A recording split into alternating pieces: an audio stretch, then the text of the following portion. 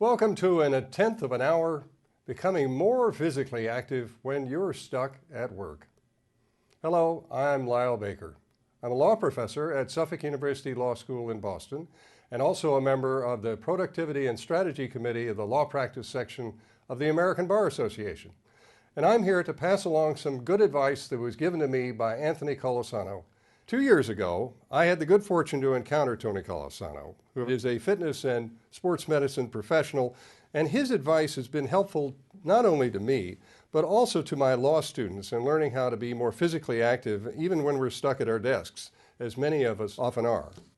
Like any good expert witness, Tony speaks from education and experience, having worked with the New England Patriots. You can read more about Tony and what he recommended in an article we wrote together for Law Practice Today in January 2020.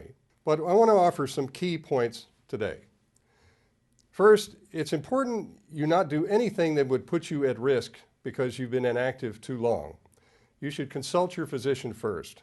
I'm not going to read all the quotation from Dr. Freites, but it basically says consult your physician before you start major activity if you haven't been active. But if you do become active, it can help your heart and all of your circulatory system. Now, what do? So first, Tony said, work on your posture. When you're sitting for long periods of time, your posture will struggle. So one of the things we like to do is when you do stand up, have you use the wall to check your posture. Okay. And so when you're standing against the wall, you want 3 points of contact: the back of your head, your shoulder blades, and your bum. So as you stand there, the back of your head, your shoulders, and your bum. And then from there, you put your arms like it's a stick up, and you just raise your arms up and down. That gets all the posterior muscles in your back to work against everything that's falling forward when you're slouched in a chair. His colleague, Carol Ann Hoffman, showed me the difference between how I was sitting at a desk and how I should sit at a desk when I watched a video like this. Second, stretch that muscle, which is the hip flexor, that gets shortened when you sit around too much. On the slide, you'll see the hip flexor starts in the front but actually connects to the back. And if that is foreshortened, when you get up, it can actually hurt your back, and you think it's your back that's a problem when in fact it's your hip flexor. So here's what Tony told me to do. Sometimes if you're sitting in one position for long periods of time, your hip can get really tight. So I'm going to have you stand up for a second for me. Okay. One of the things you can do for that is you put your knee on the chair. Okay. So if you do that, and Like you just that? Yep, and you just stand nice and tall, and you squeeze your bum behind you, and that sometimes will loosen up that hip flexor. That when you're in that flexed seated position for long periods of time, it gets really short. And then the third thing is how to get moving when you don't have much time. So Tony says, first, you want to move your mobile joints. These are the joints in the image that are red. The other joints that are in blue are less mobile. You want to get the mobile joints moving so that they don't put pressure on the other joints that are not designed to do that. Then you want to strengthen those muscles you need most, like those you have to use when you get up and down out of a chair. And third, you want to get your heart rate up, because your brain power depends on oxygen, and oxygen requires circulation, and circulation requires a strong heart and free-flowing blood supplies fed by lungs that can take in enough air. And then finally, break your exercise into intervals, just like you would your work, and that helps you be more effective. And if you have a little music to help, that's even better. So here's what we mean in just 2 minutes. So you're just going to go side to side for 20 straight seconds. Very good. Think about your posture. Very good. And be loose and relaxed with it, right? That's good. Halfway. Good. 10 seconds to go. Nice work. And you're not taking up much space, right? No. That's good. Stop. Good. Now the second one is going to be that monster step exercise where you move your hip as big as you can. Okay. Okay? Same thing. Think about your posture, right? You're resting for 10 seconds and you're going to go right into it. 1 round down. Go. Good. And just try to move that hip as big as you possibly can. That's it. Good.